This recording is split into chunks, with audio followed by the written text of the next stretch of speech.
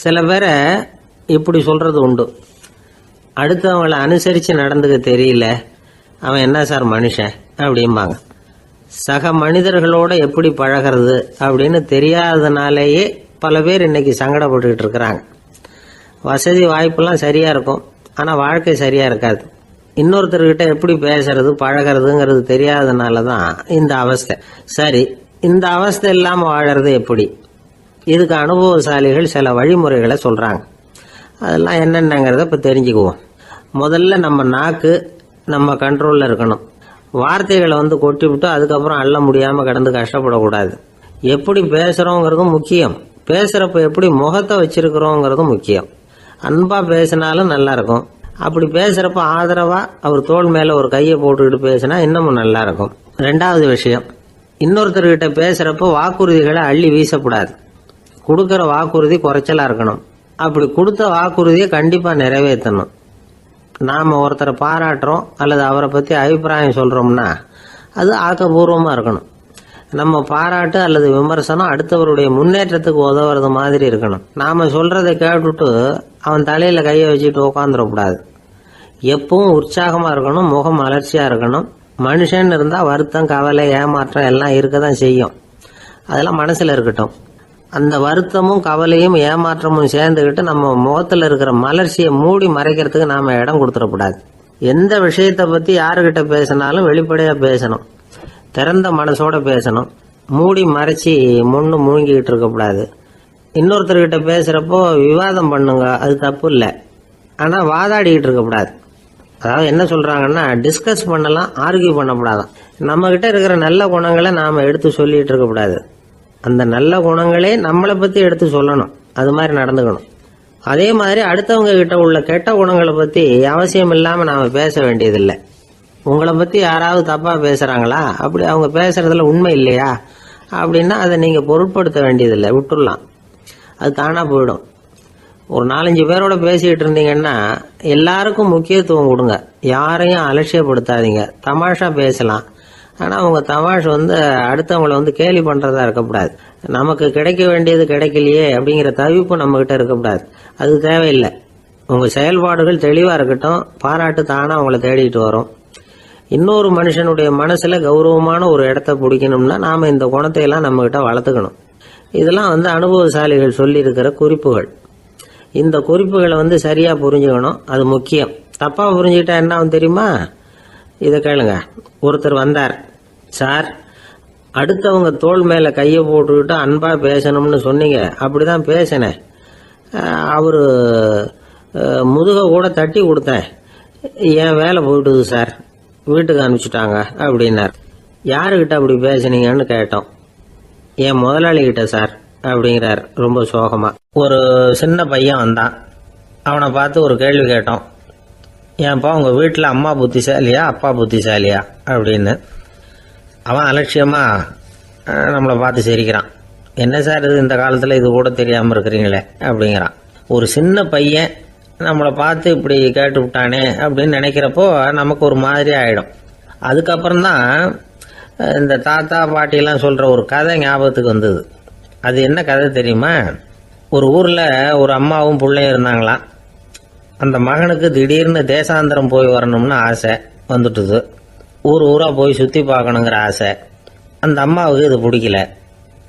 மகனை பிரிஞ்சு இருக்கிறதுக்கு அவங்க மனசு இடம் கொடுக்கல. வேணாப்பான்னு சொல்லி பார்த்தாங்க, அவன் கேட்கல. திடீர்னு புறப்படவும் செஞ்சுட்டான். சரி, இனிமேல் அவனை தடுக்க முடியாதுன்னு முடிவு பண்ணிக்கிட்டாங்க அந்த அம்மா. இருந்தாலும் புத்திசாலித்தனமாக ஒரு யோசனை பண்ணாங்க.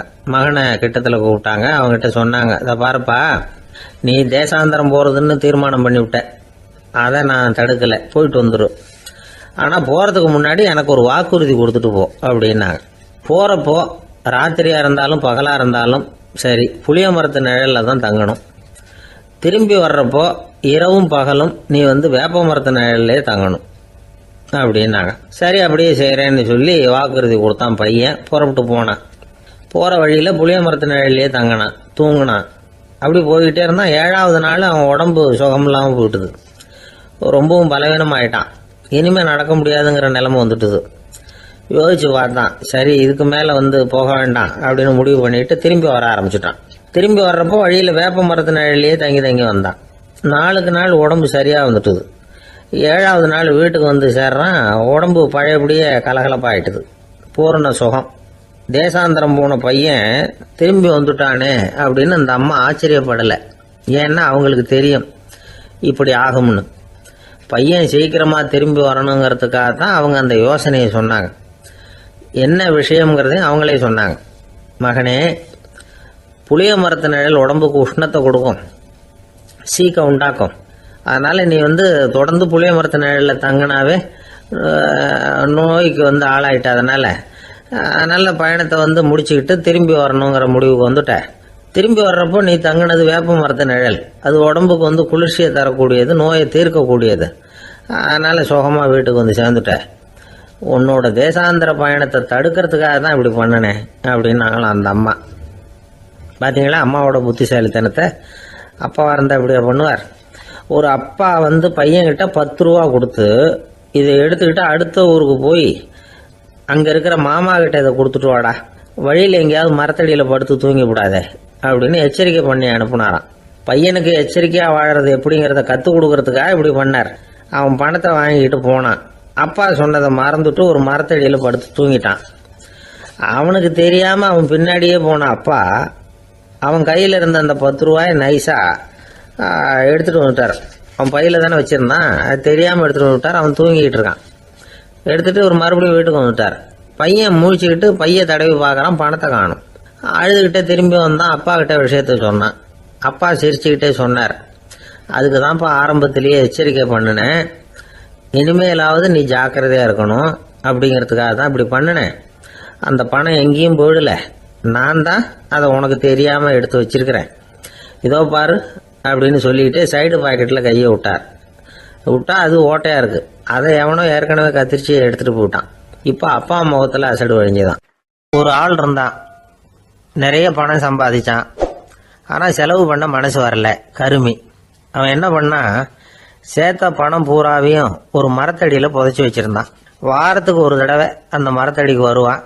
புதைச்ச இடத்த ஆவலோடு பார்த்துக்கிட்டு இருப்பான். அதுக்கப்புறம் போயிடுவான். அவ்வளவுதான். ஒரு நாள் ஒரு திருடன் வந்தான். இவன் புதைச்சி வச்சிருந்ததெல்லாம் எடுத்துகிட்டு போயிட்டான். இது தெரிஞ்சு போச்சு. அந்த கருமி புலம்ப ஆரம்பிச்சிட்டான். இவன் புலம்பலை கேட்டதும் அக்கம் பக்கத்தில் இருந்தவங்கெல்லாம் ஓடி வந்தாங்க. என்ன விஷயம்னு விசாரிச்சாங்க. இவன் சொன்னான். ஒரு பெரியவர் கேட்டார், ஏப்பா வாரம் இந்த இடத்த பார்க்கறதாக சொன்னியே, எப்போவாவது இதில் இருக்கிற பணத்தை எடுத்து செலவு பண்ணியிருக்கியா அப்படின்னு கேட்டார். நான் அப்பப்போ அதை பார்க்கறது தான் வழக்கம், அதை தொட்டதே இல்லைன்னு அவன். சரி அப்படின்னா இப்போவும் நீ அதே மாதிரி வாரம் ஒரு தடவை இந்த இடத்த பார்த்துட்டு போகலாமே அப்படின்னாராம் அந்த பெரியவர். அதுவும் சரிதானே, எவ்வளவு காலமானாலும் அவன் அந்த பணத்தை எடுத்து செலவு பண்ண போறதில்ல. அப்படி இருக்கிறப்ப உள்ளே பணம் இருந்தாலும் ஒன்று தான், இல்லாமல் போனாலும் ஒன்று தான். இதிலிருந்து என்ன புரியுதுன்னா, ஒருத்தர்கிட்ட இருக்கிற பணத்தை கொண்டு அவர் பணக்காரரா ஏழையா அப்படின்னு முடிவு செய்கிறது சரியில்லை. அந்த செல்வத்தை அனுபவிக்கிற திறன், பயன்படுத்துகிற திறன், அதை வச்சு தான் அவர் ஏழையா பணக்காரரா அப்படிங்கிறத நிர்ணயம் பண்ணணும். அதுதான் சரி. செலவு பண்ண தெரியாதவன் சேகரம் பண்ணிகிட்டே இருக்கிறதுனால என்ன பிரயோஜனம்? தலைமுடியே இல்லாதவன் தாராளமாக சீப்புகளை வாங்கி சேகரம் பண்ணுறது மாதிரி தானே இது. சில சமயம் செலவு பண்ண நாம் தயாராக இருந்தால் கூட அந்த செல்வம் நமக்கு பயன்படுறதில்ல. அரேபியாவில் ஒரு நகை வியாபாரி விலை உயர்ந்த முத்துக்களை எல்லாம் அவர் வச்சு வியாபாரம் பண்ணிகிட்டு இருந்தார். அவர் ஒரு சமயம் ஒரு பாலைவனம் வழியாக போயிட்டு இருக்கிறார் ஒட்டகத்தில். அப்போ திடீர்னு கடுமையான புயல் வீச ஆரம்பிச்சுட்டுது. திசை தவறி இவர் எங்கேயோ வந்துட்டார். கூட வந்தவங்களையும் காணலை, எங்கே போனாங்களோ தெரியல. இவர் ரொம்ப பயந்து போய் அங்கே எங்கேயுமா அலைஞ்சு தெரிகிறார். வழியே தெரியல. பசி கடுமையாயிட்டுது. ஒட்டகத்து முதுகில் ஒரு மூட்டை இருந்தது. அதை பிரித்து பார்த்தார். உள்ளே ஏதாவது இருக்கான்னு தேடி பார்க்குறார். அது வரைக்கும் கண்ணில் தட்டுப்படாத அபூர்வமான ஒரு பை கண்ணில் பட்டுது. ஆஹா, அதில் ஏதாவது சாப்பிட்றதுக்கு இருக்கும் அப்படின்னு நினச்சி ஆவலாக அதை பிரித்து பார்க்குறார். அந்த பையில் விலை உயர்ந்த முத்துக்கள் நிறைய இருந்துதான். அப்போ தான் அவர் நினச்சாராம், விலை உயர்ந்த முத்துக்கள் கூட சாப்பிட்றதுக்கு உணவாக முடியாது அப்படிங்கிறத புரிஞ்சுக்கிட்டாராம். எந்த நேரத்தில் எது நமக்கு தேவையோ அது நமக்கு தாராளமாக கிடைக்கணும். அப்படி அது கிடைக்கிறதுக்கு நம்மகிட்ட இருக்கிற செல்வம் பயன்படணும். அது நமக்கும் பயன்படலாம், நம்ம மூலமா அடுத்தவங்களுக்கும் பயன்படலாம். அதுதான் செல்வத்தின் பயன். ஒரு மரத்தடியில் ஒருத்தன் உட்காந்து அழுதுகிட்டு இருந்தான். அந்த பக்கமாக வந்த இன்னொருத்தன் ஏப்பா அழுதுகிட்டு இருக்கிறேன்னு கேட்டான். இந்த இடத்துல தான் பூமிக்கு அடியில் பணம் இருக்குது, புதைச்ச இடம் தெரியல, அதான் அழறேன் அப்படின்னா. நல்லா ஞாபகப்படுத்தி பாரு, எந்த இடத்துல புதைச்ச அப்படின்னு கேட்டான் இவன். அது எப்படி எனக்கு தெரியும், புதைச்சி வச்சிருக்கிறவன் நான் இல்லையே, எங்க எழுத்து வீட்டுக்காரன் அப்படின்னானா இவன். ஒரு பல்கலைக்கழகம், அங்கே ஒரு இலக்கிய பேராசிரியர், அவர் பாடம் நடத்திக்கிட்டு இருந்தார். ராபர்ட் ப்ரௌனிங் எழுதிய கவிதைகளை பற்றி சொல்லிகிட்டு இருக்கிறார். மாணவர்களும் ரொம்ப அக்கறையாக அதை கேட்டுக்கிட்டு இருக்கிறாங்க. ஒரு குறிப்பிட்ட கவிதையை பற்றி சொல்லும் பொழுது அந்த பேராசிரியருக்கே ஒரு சந்தேகம். அதாவது அந்த கவிதையின் சரியான அர்த்தம் என்னங்கிறதுல சந்தேகம். பேராசிரியர் யோசனை பண்ணார். அந்த கவிதையை முழுசாக புரிஞ்சிக்க முடியல. அதனால் மாணவர்களை பார்த்து சொன்னார், மாணவர்களே, ஒரு நாள் பொறுத்துங்க, இந்த கவிதையை எழுதின கவிஞர் எங்கள் வீட்டுக்கு பக்கத்தில் தான் இருக்கிறார். இன்னைக்கு சாயந்தரம் நான் அவரை நேரிலேயே போய் பார்க்குறேன். பார்த்து இதுக்கு என்னங்க அர்த்தம்னு கேட்டுட்டு வந்துடுறேன். அதுக்கப்புறம் உங்ககிட்ட சொல்கிறேன் அப்படின்னாரா. அன்னைக்கு சாயந்தரமே அந்த பேராசிரியர் கவிஞரை தேடிக்கிட்டு போயிட்டார்.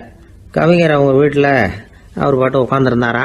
இவர் போய் அவர் முன்னாடி உட்காந்தார். அப்புறம் கேட்டார், ஐயா, அந்த கவிதையின் முழு பொருள் என்னன்னு தெரிஞ்சுட்டு போகிறதுக்காக வந்திருக்கிறேன் அப்படின்னாராம். எந்த கவிதை அப்படின்னாராம் அவர்.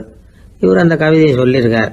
கவிஞர் கொஞ்சம் யோசனை பண்ணிவிட்டு அப்புறம் சொன்னாராம், பேராசிரியரே, நீங்கள் கொஞ்சம் தாமதமாக வந்துட்டீங்கன்னாராம். இவருக்கு ஒன்றும் புரியல. நீங்கள் என்ன சொல்கிறீங்க, நான் தாமதமாக வந்துட்டேன்னா? நீங்கள் தான் உயிரோடு இருக்கிறீங்களே, அப்படி இருக்கும்பொழுது நான் தாமதமாக வந்துட்டேன்னா அது எப்படி அப்படின்னு இவர் குழம்பி இருக்கிறார். இப்போ கவிஞர் சொன்னாராம், ஐயா, நான் உயிரோடு இருக்கிறேன்னா இல்லையாங்கிறது முக்கியம் இல்லை. நான் அந்த கவிதை வரிகளை எழுதினப்போ 2 பேருக்கு அதோட அர்த்தம் தெரிஞ்சிருந்தது. இப்போ ஒரே ஒருத்தருக்கு தான் அதோட அர்த்தம் தெரியும் அப்படின்னாராம். பேராசிரியர் யோசனை பண்ணியிருக்கார். அப்படின்னா அந்த ஒருத்தர் கவிஞர் ராபர்ட் ப்ரௌனிங்கை தவிர வேற யாரா இருக்க முடியும்? இவர் தான் அப்படிங்கிறத அவர் மனசுல நினைச்சுக்கிட்டார். அதனால சொன்னார், ஐயா, நான் தாமதமா வரல, அந்த கவிதையின் பொருள் என்ன அது சொல்லுங்கன்னார். பேராசிரியரே, நான் சொல்றது உங்களுக்கு புரியலன்னு நினைக்கிறேன். நான் இந்த வரிகளை எழுதினப்போ 2 பேருக்கு அதோட அர்த்தம் தெரிஞ்சிருந்தது. அந்த 2 பேர் யாருன்னா, ஒருத்தர் ராபர்ட் ப்ரௌனிங், அதாவது நான், இன்னொருத்தர் கடவுள். இப்போ அது கடவுளுக்கு மட்டும்தான் தெரியும். நானே இதை பற்றி பல தடவை யோசனை பண்ணி பார்த்தேன். இது ரொம்ப அழகானது, ஆனாலும் ரொம்ப வழுக்கலானது. அதை பிடிச்சிட்டோம்னு நினச்சிக்கிட்டு இருக்கும் பொழுதே காற்று மாதிரி அது உங்ககிட்ட இருந்து ஓடி போயிடுது. எனக்கு ரொம்பவும் வருத்தமாக தான் இருக்குது. நிச்சயமாக நான் தான் இந்த வரிகளை எழுதியிருக்கிறேன். அதில் அர்த்தம் இருக்குங்கிறது எனக்கு தெரியும், அதை நான் உணர்றேன். ஆனால் நீங்கள் என்னை மன்னிக்கணும், எனக்கே கூட அதை என்னால் விளக்க முடியல. அப்படி இருக்கும் பொழுது உங்களுக்கு எப்படி அதை நான் விளக்க முடியும் அப்படின்னாரா அந்த கவிஞர். அனுபவிக்கப்படக்கூடிய எல்லாமே விளக்கப்படக்கூடிய ஒன்றல்ல, விளக்கப்படும் எல்லாமே அனுபவிக்கப்படக்கூடிய ஒன்றல்ல அப்படிங்கிறது ஞானிகளுடைய கருத்து. அதுக்காக தான் அந்த சம்பவம். வாழ்க்கையில் நீங்கள் தொடர்ந்து ஆய்வு செய்து கொண்டே இருக்கக்கூடிய விளக்கங்களை ஒருபோதும் அடைய முடியாத பரிமாணங்கள் இருக்கிறதுனால தான் அது அலுப்பு தட்டாமல் இருக்குது. உங்களால் நிறைய அனுபவிக்க முடியும், இருந்தாலும் நீங்கள் அனுபவித்து அறிந்த விஷயங்கள் கூட வார்த்தைகளால் விளக்கப்பட முடிவதில்லை அப்படிங்கிறது பெரியோர் சிந்தனை. இதெல்லாம் ஒரு பக்கம் இருக்கட்டும். நமக்கு தெரிஞ்ச பேராசிரியர் ஒருத்தர் 1 மணி நேரம் ரொம்ப விவரமா வகுப்பு எடுத்தார். கடைசியா சொன்னார், மாணவர்களே, ரொம்பவும் எளிமையா விளக்கமா எல்லா விவரமும் சொல்லியிருக்கிறேன். அதனால இதுல உங்களுக்கு சந்தேகம் வர்றதுக்கு வாய்ப்பே இல்லை. இருந்தாலும் கேட்க வேண்டிய கடமை கேட்கிறேன். இது வரைக்கும் நடத்தினதுல யாருக்காவது ஏதாவது சந்தேகம் உண்டா அப்படின்னு கேட்டாராம். எனக்கு ஒரே ஒரு சந்தேகம் தான் சார் அப்படின்னு எழுந்திரிச்சு நிற்கிறான் ஒருத்தன். என்னன்னு கேட்டாராம். இது வரைக்கும் நீங்க என்ன பாடம் சார் நடத்துனீங்க அப்படின்னானா அவன். பந்திக்கு முந்தர ஆசாமிகள் நம்மள பல பேர் உண்டு. அப்படி முந்தறதுக்கு கூட முயற்சி பண்றவங்க நிறைய பேர் இருக்கிறாங்க. இதுல என்ன ஒரு விஷயம்னா, பந்திக்கு முந்தறது கூட தப்பு இல்லை. ஆனா அப்படி ஒரு விருந்துல ஆளா போய் உட்காந்து சாப்பிட்டா கூட வெளியில வர்றப்ப என்ன பெரிய விருந்து வச்சுட்டான், சாம்பாரில் உப்பு இல்லை, ரசத்தில் காரம் இல்லை அப்படின்னு குறை சொல்லிகிட்டே வர்றது இருக்கு பாருங்க, அது சரியில்லை, நாகரிகமும் இல்லை. கல்யாண பத்திரிகையில் என்ன போட்டிருக்குது, என் பொண்ணுக்கும் இன்னார் பையனுக்கும் கல்யாணம், எல்லாரும் குடும்பத்தோடு வந்திருந்து மணமக்கள் ஆசீர்வதிக்கணும், இப்படி தானே போட்டிருக்கோம். குடும்பத்தோடு விருந்து சாப்பிட்டு சாப்பாடு எப்படி இருக்குன்னு அபிப்பிராயம் சொல்லிவிட்டு போங்க அப்படின்னா போட்டிருக்கு கல்யாண பத்திரிகையில். ஒருத்தர் வீட்டு விசேஷத்துக்கு போயிருக்கோம்னா எவ்வளவோ அசௌகரியங்கள் நமக்கு ஏற்படலாம். ஏராளமான கூட்டம் வந்திருக்கும். எல்லாரையும் அவங்க வந்து தனித்தனியாக கவனிச்சுக்கிட்டு இருக்க முடியாது. நாம தான் அனுசரித்து நடந்துக்கணும். நாமளா போய் வாழ்த்த வேண்டியவங்களை வாழ்த்தி விட்டு வந்து சேரணும். அதை விட்டுட்டு பத்திரிக்கை கொடுத்தானேன்னு போனேன், கவனிப்பே சரியில்லை அப்படின்னு புலம்பிக்கிட்டு இருக்கக்கூடாது. ஒரு விருந்துக்கு போனால் அங்கே எப்படி நடந்துக்கணும் அப்படிங்கிறத பற்றி கூட அனுபவசாலிகள் சில விவரங்கள்லாம் சொல்லியிருக்கிறாங்க. இந்த காலத்தில் கல்யாணம், பிறந்த நாள், அது இதுன்னு நிறைய விருந்துகள் நடக்குது. அதெல்லாம் எதுக்காக? மனித உறவுகளை வளர்த்துக்கிறதுக்காக தான், வேற எதுக்கு? ஒரு விருந்துக்கு போனால் அமைதியாக பொறுமையாக போய் உக்காரணும். அடித்து பிடிச்சிக்கிட்டு இடத்த பிடிக்க போகிறேன் அப்படின்னு நிற்கக்கூடாது. முதல் பந்தி நடந்துக்கிட்டு இருந்தால் அது முடிஞ்சு இலை எடுத்து சுத்தம் பண்ணதுக்கு அப்புறம் போய் உட்கார்றது தான் நாகரீகம். இலை எடுக்கிறதுக்கு முன்னாடியே அங்கே போய் உட்காந்தா நல்லா இருக்காது. நீங்கள் சாப்பிட்டுட்டு உட்காந்துருக்கீங்களா, சாப்பிட்றதுக்கு உட்காந்துருக்கீங்களா, பார்க்குறவங்களுக்கு சந்தேகம் வந்துடும். அதே மாதிரி இலையில எல்லா ஐட்டமும் பரிமாறினதுக்கு அப்புறம் சாப்பிட ஆரம்பிக்கணும். ஒவ்வொரு ஐட்டமாக வைக்க வைக்க நாம் பாட்டுக்கு எடுத்து உள்ளே தள்ளிகிட்டே இருந்தோம்னா எதை வச்சோம் எதை வைக்கலன்னு பரிமாறினவரே குழம்பி போயிடுவார். ஏன்னா எப்போ பார்த்தாலும் இலை காலியாகவே இருக்கும். சாப்பிட்றப்போ உங்கள் சாப்பாட்டையே நீங்கள் கவனிக்கணும். அடுத்தவங்க இலையில என்ன இருக்குது, பக்கத்தில் இருக்கிறவர் எதை அதிகமாக சாப்பிட்றார், இதெல்லாம் நமக்கு என்னத்துக்கு? எல்லாரும் சாப்பிட்டு முடிக்கிற வரைக்கும் பொறுமையாக இருக்கிறது தான் நல்லது. நீங்கள் மட்டும் திடீர்னு பாதியில் எழுந்திரிச்சு பக்கத்தில் இருக்கிறவங்களுக்கு சங்கடமாக இருக்குமேங்கிறதெல்லாம் யோசிக்காமல் நீங்கள் பாட்டு எழுந்திரிச்சு போகக்கூடாது. பக்கத்தில் உள்ளவங்க உங்களை எழுந்திரிக்க சொன்னால் எழுந்திரிச்சு போகலாம். விருந்துகளில் சாப்பாட்டை வீணாக்கிறதே ஒரு நாகரிகமாக போட்டுது. இந்த காலத்தில் சாப்பாட்டுக்கே கஷ்டப்பட்டுக்கிட்டு பல பேர் இந்த உலகத்தில் இருக்கிறப்போ சாப்பாட்டை வீணாக்கிறது எவ்வளவு பெரிய மோசங்கிறத நினச்சி பார்க்கணும். வேணுங்கிற அளவுக்கு கேட்டு வாங்கி சாப்பிட்றது தான் முறை. விருந்தில் இந்த பஃபே அப்படின்னு சொல்லி ஒரு முறை சொல்கிறாங்கல்ல, அதாவது உணவு வகைகளையெல்லாம் பொதுவாக ஒரு இடத்துல வச்சுடுறது, நமக்கு தேவையானதை நாமே எடுத்து ஒரு தட்டில் போட்டுக்கிட்டு சாப்பிட வேண்டியது. இதில் கூட சில பேர் தேவைக்கு அதிகமாக எடுத்து போட்டுக்கிட்டு வீணாக்குறாங்க. சில சமயம் வந்து கடைசியாக சாப்பிட போகிறவங்களுக்கு எல்லா ஐட்டமும் கிடைக்காம போகலாம். அதை போய் பெருசு பண்ணிகிட்டு இருக்கக்கூடாது. என்ன சார் இந்த அளவுக்கு கூடவா நாகரிகம் தெரியாமல் இருக்கிறோம், இதை போய் பெருசாக சொல்ல வந்துட்டீங்களே அப்படின்னு நினைக்கலாம். ஒருத்தர் 2 பேருக்கு இந்த விவரம் தேவைப்படலாம். அவங்க காதலையும் இது விழட்டுமேங்கிறதுக்காக தான் இது. ஒரு பெரிய கல்யாண விருந்து நடந்துக்கிட்டு இருந்தது. விருந்து மண்டபத்து வாசலில் ஒருத்தர் நின்றுக்கிட்டு வர்றவங்களையெல்லாம் ரொம்ப மரியாதையாக வணங்கி உள்ளே அனுப்பி வச்சுக்கிட்டு இருந்தார். எப்படி தெரியுமா? வர்றவங்க கையெல்லாம் பிடிச்சி முத்தம் கொடுத்து அதுக்கப்புறம் உள்ளே அனுப்பி வச்சுக்கிட்டு இருந்தாராம். கூட்டம்லாம் முடிஞ்சதுக்கப்புறம் அவர்கிட்ட போய் கேட்டிருக்கிறாங்க, சார் நானும் எவ்வளவோ விருந்துகளுக்கு போயிருக்கிறேன், இருந்தாலும் இவ்வளவு மரியாதையாக வர்றவங்க கைக்கெல்லாம் முத்தம் கொடுத்து வரவேற்கிறத இங்கே தான் பார்க்குறேன் அப்படின்னு சொன்னாங்க. அதுக்கு அவர் சொன்னார், அட போங்க சார், நான் முத்தம் கொடுக்கல, முந்தின பந்திக்கு வந்து சாப்பிட்டவங்களே அடுத்த பந்திக்கும் வர்றாங்களான்னு மோந்து பார்த்து அனுப்பி வச்சுக்கிட்டு இருந்தேன் அப்படின்னார். ஒருத்தன் எப்படி நடந்துக்கிறாங்கிறத வச்சு தான் அந்த ஆள் எப்படிங்கிறத நாம் முடிவு பண்ணுறோம். ஆளுமைன்னு சொல்கிறோம்ல, அதுக்கு வந்து சூழ்நிலைகளை ஆளுகின்ற தன்மை அப்படின்னு விளக்கம் கொடுக்குறார் ஒரு உளவியல் நிபுணர். சரி, ஒரு மனிதனுடைய ஆளுமையை உருவாக்குகிற விஷயங்கள் என்னென்ன? பிறப்பு, வளர்க்கப்பட்ட விதம், படிப்பு, நண்பர்கள், சமுதாயம், இப்படி நிறைய உண்டு. ஆளுமையின் அடிப்படையில் சில மனநோய்கள் உண்டாகுது. அதெல்லாம் என்னென்னங்கிறத தெரிஞ்சு வச்சுக்கிட்டோம்னா நம்ம கூட இருக்கிறவங்கள அடையாளம் கண்டுபிடிக்கிறதுக்கு அது ரொம்ப உபயோகமாக இருக்கும். ஃப்ரெனாய்டு ஆளுமை அப்படின்னு ஒன்று. இந்த கோளாறு உள்ளவங்க எப்படி இருப்பாங்க தெரியுமா? அதிக உணர்ச்சி, சந்தேகம், பொறாமை இதெல்லாம் அதிகமாக இருக்கும். வளைஞ்சு கொடுக்க மாட்டாங்க. அடுத்தவங்களோட இணக்கமான உறவு இருக்காது. அவங்க செய்கிற தப்புக்கெல்லாம் அடுத்தவங்களை வந்து குறை சொல்லிகிட்டு இருப்பாங்க. இது ஒரு ரகம். அடுத்தது வந்து ஸ்கிசாய்டு ஆளுமை அப்படின்னு சொல்கிறாங்க. இந்த கோளாறு உள்ளவங்க அடுத்தவங்களோட பழக கூச்சப்படுவாங்க. சின்ன வயசுலேயே இது ஆரம்பமாயிடுது. பகல் கனவுலேயே சஞ்சரிப்பாங்க. அவங்களுடைய விரோதம், கோபம் இதை கூட வெளியில் காட்டிக்க முடியாமல் இருப்பாங்க. இவங்களுக்கு அகமுகம், பிரச்சனைகள்லேருந்து ஒதுங்கி எதுலேயும் ஈடுபாடு இல்லாதவங்களா இருப்பாங்க. இப்படி ஒரு ரகம். அடுத்தது சைக்ளோதமிக் ஆளுமை அப்படின்னு சொல்கிறாங்க. அது என்னென்னா உணர்ச்சிகளில் ஏற்றத்தாழ்வு அதிகமாக இருக்குமா. சில சமயம் பார்த்தா மகிழ்ச்சியாக இருப்பாங்க, சில சமயம் சோகமாக உட்காந்துருப்பாங்க.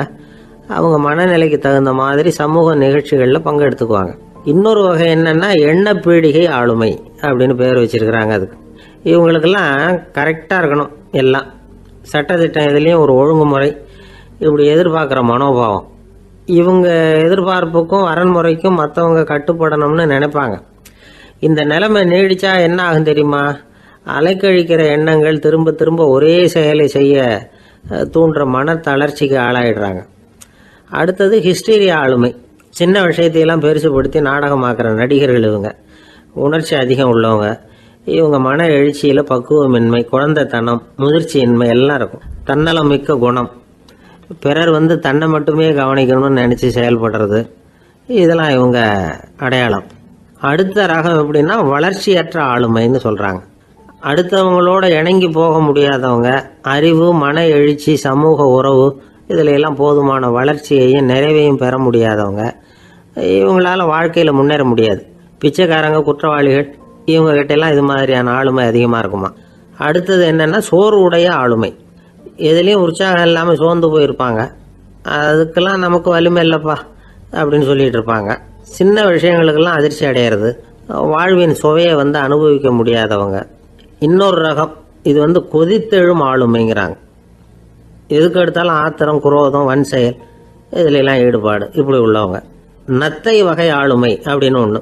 அடுத்தவங்க மேலே விரோதம் இருக்கும், அடிக்கணுங்கிற எண்ணம் இருக்கும். ஆனால் அதை அப்படியே வெளியில் காட்டாமல் அதே சமயம் அமைதியான முறையில் வெறுப்பை வெளிக்காட்டுற ரகம். இவங்கெல்லாம் பேசாமல் கம்முன்னு இருந்துக்கிட்டே நினைச்சதை நிறைவேற்றிக்கிடுவாங்க. முன்ஜாக்கிரதை ஆளுமை அப்படின்னு ஒரு ரகமாக. பாதுகாப்பின்மை, சந்தேகம், முழுமையின்மை, அறவேக்காட்டுத்தனம் இந்த மனப்போக்கு அதிகமாக இருக்கிறதுனால அகம்பாவம், புடிவாதம், எச்சரிக்கை எல்லாம் அளவுக்கு மீறி இருக்கும். இதுவரைக்கும் நாம் பேசிக்கிட்டு இருந்த ஆளுமை பண்புகள் அளவுக்கு அதிகமாக போயிட்டுதுன்னா ஆளுமை கோளாறுகள் ஏற்படும். அதன் அடிப்படையில் மனவியாதிகள் வருமா. அதனால் இணக்கமான எல்லாரும் விரும்புகிற இயல்பான ஆளுமையை பெறுவதற்கு நாம் முயற்சி செய்யணும் அப்படிங்கிறது மனோதத்துவ நிபுணர்களுடைய ஆலோசனை. ஒருத்தர் ஒரு மனோதத்துவ டாக்டரை தேடிட்டு வந்தாராம். டாக்டர், எனக்கு மனசில் ஏதோ வியாதி, ஆளுமை கோளாறு, அதாவது எனக்கு சீக்கிரமாக செத்து போனால் தேவையில்லைன்னு தோணுது அப்படின்னாராம். உடனே அந்த டாக்டர், சரி அப்படின்னா இங்கே இருங்க, நான் வைத்தியம் பார்க்குறேன் அப்படின்னாராம். ஒருத்தர் முகத்தை தொங்க போட்டுக்கிட்டு ஒரு மாதிரியாக வந்தார். என்ன விஷயம்னு விசாரித்தேன். என்னுடைய நண்பன் ஒருத்தங்கிட்ட கருத்து வேறுபாடு, இனிமேல் நமக்குள்ளே எந்த சம்மந்தமும் வேணாம்னு நட்பை முறிச்சிட்டு வந்துட்டேன்னா. நண்பர்கள்னு இருந்தால் கருத்து வேறுபாடு வரத்தான் செய்யும்னு. கருத்து வேறுபாடு வராமல் இருக்கிறதுக்கு ஏதாவது வழி உண்டா அப்படின்னு கேட்டாங்க. அதை பற்றி நிபுணர்கள் சில யோசனைகளை சொல்லியிருக்கிறாங்கன்னு. முதல் விஷயம் என்னென்னா, உங்கள் நண்பனுக்கு ஒரு செய்தி சொல்லணும்னா அதை நீங்களே நேரடியாக சொல்லுங்கள், அல்லது உங்கள் கைப்பட கடிதம் எழுதுங்க. அதாவது நேரடி தொடர்பு முக்கியம். அதை விட்டுட்டு இன்னொருத்தர் மூலமாக நண்பர்களுக்கு செய்தி அனுப்புனா நீங்கள் சொல்கிற செய்தி அப்படியே போய் சேராது, அது சேதமாயிடும். கூட்டி குறைச்சி சொல்லிவிடுவாங்க, அது குழப்பத்தில் கொண்டாந்து விட்டுரும். இது ஒரு யோசனை. ரெண்டாவது யோசனை என்னென்னா, நீங்கள் ஒரு நல்ல காரியத்தை செய்யும் பொழுது உங்கள் நண்பரையும் சேர்த்துக்குங்க, அவருக்கும் அதில் ஒரு ஈடுபாட்டை உருவாக்குங்க. மூணாவது யோசனை, நம்ம பக்கத்தில் இருக்கிற நண்பர் மகிழ்ச்சி அடைகிற மாதிரி ஏதாவது செய்யணும். சின்ன சின்ன செயல்களாக இருந்தாலும் பரவாயில்ல, அவர் நமக்கு எதுவும் செய்யலையே, நாம் எதுக்கு செய்யணும் அப்படின்னு நினச்சிக்கிட்டு இருக்கக்கூடாது. நாலாவது யோசனை என்னென்னா, உங்களுக்கு ஒரு பிரச்சனையா அல்லது உங்கள் நண்பருக்கு ஒரு பிரச்சனையா, எதுவாக இருந்தாலும் 2 பேரும் சேர்ந்து உட்காந்து ஆலோசனை பண்ணுங்கள். நம்ம யோசனையும் கேட்கப்படுதே அப்படிங்கிற நினைப்பே அவருக்கு ஒரு மன நிறைவை உண்டாக்குமா. 5வது யோசனை, உங்கள் நண்பர் ஏதோ ஒரு காரியத்தை செய்கிறார், நீங்கள் உடனே அவசரப்பட்டு நீ செய்கிறது தப்புன்னு தீர்ப்பு சொல்லக்கூடாது. அவர் அதை செய்யறதுக்கான நியாயங்கள் எவ்வளோ இருக்கும், அதை புரிஞ்சுக்கிறதுக்கு முயற்சி பண்ணணும். 6வது யோசனை, உங்கள் நண்பர் என்ன சொன்னாலும் அதை பொறுமையாக கேளுங்க. அவர் சொல்கிறத புரிஞ்சுக்கணும், அவர் சொல்ல விரும்புகிறத புரிஞ்சுக்கணும், அவர் சொல்ல முடியாமல் தவிக்கிறதையும் புரிஞ்சுக்கணும். இப்படி 3 விதமாகவும் அவரை புரிஞ்சுக்கிட்டு அதுக்கு தகுந்த மாதிரி செயல்படணும். 7வது யோசனை என்னென்னா, உங்கள் நண்பர் உங்ககிட்ட ஏதோ ஒரு கருத்தை சொல்கிறார், அது உங்களுக்கு பிடிக்கல, அதுக்காக உடனே நீ சொல்கிறது சரியில்லை, நான் ஒத்துக்க மாட்டேன் அப்படின்லாம் மறுத்துக்கிட்டு இருக்கக்கூடாது. அவர் சொல்கிறத கேட்கணும், பொறுமையாக சிந்திக்கணும், அதுக்கப்புறம் பதில் சொல்லணும். இப்படிலாம் நடந்துக்கிட்டால் நண்பர்களுக்குள்ள கருத்து வேறுபாடு வர்றதுக்கு வாய்ப்பே இருக்காது அப்படின்னு வல்லுநர்கள் தொகுத்து சொல்லியிருக்கிறாங்க இந்த யோசனைகளை. எனக்கு தெரிஞ்ச சில நண்பர்கள் உண்டு, அவங்களுக்குள்ளேயும் கருத்து வேறுபாடுகள் வராமல் இருக்கிறதுக்கு சில நுட்பங்களை கையாளுறது உண்டு. ஒருத்தர் சொன்னார், அந்த டாக்டர் சின்ன வயசுலேருந்து என் கூட பழகினவர், நாங்கள் 2 பேரும் இணை பிரியாத நண்பர்கள், இருந்தாலும் எனக்கு உடம்பு சரியில்லைன்னா நான் அவர்கிட்ட வைத்தியம் பார்த்துக்க மாட்டேன் அப்படின்னார் ஒருத்தர். ஏன் அப்படின்னு கேட்டேன். எங்கள் நட்பு கெட்டுப்படக்கூடாது இல்லையா, அதனால தான் அப்படின்னாரு இவர். ஒரு சிகை அலங்கார கூடம், ரொம்ப சுறுசுறுப்பாக எல்லாரும் வேலை செஞ்சுக்கிட்டு இருக்கிறாங்க. முடிவெட்டிக்க வந்திருக்கிறவங்க நிறைய பேர், எல்லாரும் வரிசையாக உட்காந்துருக்குறாங்க. அந்த சமயத்தில் திடீர்னு கதவை திறந்துக்கிட்டு ஒருத்தர் உள்ளே வர்றார். அவர் ஒரு பெரிய மனிதர். அவரும் முடிவெட்டிக்கிறதுக்காக தான் உள்ளே வந்திருக்கிறார். அவரை பார்த்த உடனே அங்கே வரிசையில் உட்காந்துருந்தவங்க எல்லாரும் எழுந்திரிச்சு அவர்கிட்ட வந்துட்டாங்க. அவரை சுற்றி நின்றுக்கிட்டாங்க. எப்படி இருக்கிறீங்க, நல்லா இருக்கீங்களா அப்படின்னு விசாரிக்க ஆரம்பிச்சிட்டாங்க. எல்லாம் முடிஞ்சதும் வந்தவர் கேட்டார், வரிசையில் கடைசியாக இருக்கிறவர் யார் அப்படின்னு கேட்டார். ஏன்னு கேட்டாங்க. நான் அதுக்கு அடுத்தபடியாக உட்காரணும், அதுக்காக தான் கேட்குறேன் அப்படின்னார். உடனே அங்கே இருந்தவங்கெல்லாம் என்ன சொன்னாங்க தெரியுமா? நீங்கள் வரிசையில் காத்திருக்கக்கூடாது, நீங்கள் அரசாங்கத்தின் தலைவர், உங்களுக்கு நேரம் முக்கியம், அதனால் நீங்கள் முன்னாடி போங்க அப்படின்னு சொன்னாங்க. ஆனால் அதை அவர் கேட்கல. தோழர்களே, உங்களுடைய கருத்துக்கு ரொம்ப நன்றி. எல்லாரும் வரிசையாக தான் வரணும், அதுதான் முறை. வரிசையில் வரணுங்கிற நடைமுறையை நானும் பின்பற்ற விரும்புகிறேன். நாம் எல்லாரும் சமமானவர்கள் அப்படின்னார். இப்படி சொல்லிவிட்டு வரிசையில் கடைசியாக இருந்த ஒரு நாற்காலியில் போய் உட்காந்துக்கிட்டார். தன் சட்டை பையில் இருந்த ஒரு செய்தித்தாளை எடுத்தார், படிக்க ஆரம்பிச்சிட்டார். ஆனால் அங்கே இருந்தவங்களால இதை பார்த்துக்கிட்டு சும்மா இருக்க முடியல. ஒருத்தர் எழுந்திரிச்சு வந்தார். ஐயா, இப்போ என்னுடைய முறை வந்திருக்குது, நான் தான் போக வேண்டிய முறை. உங்களை இங்கே காத்திருக்க வைக்கிறத விட ஒரு 5 ஆண்டுகளுக்கு கூட நான் முடிவெட்டிக்காமே இருந்துட முடியும் அப்படின்னார். அவர் மறுபடியும் சொன்னார், ஐயா, நீங்கள் வரிசை முறையை தாண்டி போக விருப்பப்படல, சரி, ஆனால் என்னுடைய முறையை மாற்றி கொடுக்கறதுக்கு எனக்கு முழு உரிமை இருக்குது. இதுக்கு பதிலாக உங்களுடைய கடைசி இடத்த நான் எடுத்துக்கிறேன், இதை நீங்கள் மறுக்க முடியாதுன்னார். அங்கே இருந்த மற்றவங்களும் இதை ஒரு மனசாக வற்புறுத்த ஆரம்பிச்சிட்டாங்க. அந்த பெரிய மனிதர் பார்த்தார், சரின்னு கடைசியாக ஒத்துக்கிட்டார். அவர் யார் தெரியுமா? அவர் தான் மாவீரர் லெனின். ரஷ்யாவில் கிரெம்ளின் சிகை அலங்கார கூடத்தில் தான் இது நடந்தது. எல்லாரும் இந்நாட்டு மன்னர்கள்னு வாயளவில் பேசுகிறதுல என்ன பிரயோஜனம்? நாம் எல்லாரும் சமங்கிறத நடைமுறையில் கடைபிடிச்சி காட்டினவங்க கொஞ்சம் பேர் தான். அவங்களில் ஒருத்தர் தான் லெனின். வரிசையில் நின்று வர்றதுங்கிறது ஒரு சிறந்த பண்பு, உயர்ந்த பண்பு. இன்றைக்கி பல இடங்களில் அது நமக்கு தேவைப்படுது. ஒரு ரேஷன் கடை வாசல், கடை திறக்கிறதுக்கு முன்னாடியே எல்லாரும் வரிசையில் நின்றுட்டாங்க. கடைசியாக வந்த ஒருத்தர் க்யூவில் முன்னாடி போகிறதுக்கு முயற்சி பண்ணுறார். ஏற்கனவே நின்றுட்டு இருக்கிறவங்க அவரை முன்னாடி போகிறதுக்கு விட மாட்டேங்கிறாங்க. கடைசியாக போய் நில்லையா அப்படின்னு எல்லாரும் கத்துறாங்க. அது அவர் காதில் வாங்கலை. முண்டி அடிச்சுக்கிட்டு முன்னாடி போகிறதுக்கே முயற்சி பண்ணிகிட்டு இருக்கிறார். எல்லாரும் சேர்ந்து அவரை வலுக்கட்டாயமாக இழுத்து கொண்டாந்து பின்னாடி கொண்டு போய் நிறுத்திவிட்டாங்க. நிறுத்திவிட்டு சொன்னாங்க, இதை பாருப்பா, நாங்கள் இருக்கிற வரைக்கும் நீங்கள் முன்னாடி போய் எதையும் வாங்க முடியாது, தெரிஞ்சுக்கோ அப்படின்னாங்க. இப்போ அந்த ஆள் சொன்னாராம், நான் இங்கே பின்னாடி நிற்கிற வரைக்கும் நீங்களும் எதுவும் வாங்க முடியாது அப்படின்னாராம். ஏன்னு கேட்டிருக்கிறாங்க. நான் தான் அந்த கடையை திறக்க வேண்டிய ஆள் அப்படின்னா. ஒருத்தர் ஒரு தவறு செஞ்சு விடுறாருன்னு வச்சுங்க, உடனே நீ செஞ்சது தவறு அப்படின்னு சொல்கிறது ஒரு வகை. அதுக்கு பதிலாக எது சரின்னு அவர் புரிந்து கொள்ள உதவி செய்கிறது இன்னொரு வகை. இந்த 2வது வகை இருக்குது பாருங்கள், நிர்வாக இயலில் இது ரொம்ப முக்கியம். அலுவலகத்தில் வேலை பார்க்குற ஒருத்தர் முக்கியமாக தெரிஞ்சுக்க வேண்டியது என்ன தெரியுமா? சக ஊழியர்கள்கிட்ட எப்படி பழகணும், மேலதிகாரிகள்கிட்ட எப்படி பழகணும், தனக்கு கீழே வேலை செய்கிறவங்கக்கிட்ட எப்படி பழகணும், வாடிக்கையாளர்கள்கிட்ட எப்படி பழகணும், இவங்க எல்லார்கிட்டையும் செம்மையான உறவை ஏற்படுத்திக்கிறது எப்படி. இதையெல்லாம் சொல்லிக் கொடுக்குற பாடம் தான் இன்டர் பர்சனல் ஸ்கில், திறமையான உறவு அப்படிங்கிறது. எந்த வேலையில் இருந்தாலும் சரி, இந்த உறவுகளை வளர்க்கும் திறன் உள்ளவங்க சீக்கிரம் முன்னுக்கு வந்துடுறாங்க. மற்றவங்க கிட்ட உறவை பலப்படுத்திக்கிறது எப்படி அப்படின்னு தெரிஞ்சுக்கிட்டோம்னா எந்த ஒரு தடையையும் சுலபமாக தாண்டி செய்கிற தொழிலில் முன்னுக்கு வந்துடலாம். ஹார்வர்டு பல்கலைக்கழகத்தில் ஒரு கணக்கெடுப்பு பண்ணி பார்த்தாங்களாம். பார்க்குற வேலையில் எது மாதிரி குணாதிசயம் உள்ளவங்க வேகமாக முன்னுக்கு வர்றாங்க அப்படின்னு தெரிஞ்சுக்கிறதுக்காக இந்த கணக்கெடுப்பு.